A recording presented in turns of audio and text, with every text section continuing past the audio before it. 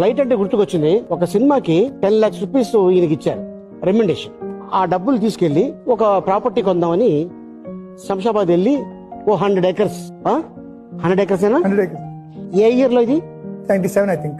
96, అప్పుడు 97. ఒక ఆయన తీసుకెళ్లి నేను అప్పుడు ఇక్కడ బంజారా హిల్స్ లో ఒక ఫ్లాట్ తీసుకుంటామా లేదంటే ఈ ప్రాపర్టీ తీసుకుంటామా అని కన్ఫ్యూజ్ ఉన్నాను.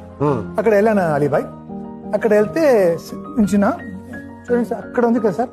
అవును, ఇక్కడ నుంచి 50 acres సార్. అమ్మో. తర్వాత ఇక్కడ నుంచి 50 years 100 acres 10 lakhs అన్నారు. 10 lakhs 100 acres. అప్పుడు నా డ్రైవర్ ఉన్నారు కదా, రిత్వి భాయ్ काय है मैं पेशाब करे जगह बताता हूँ, कई को बताता है.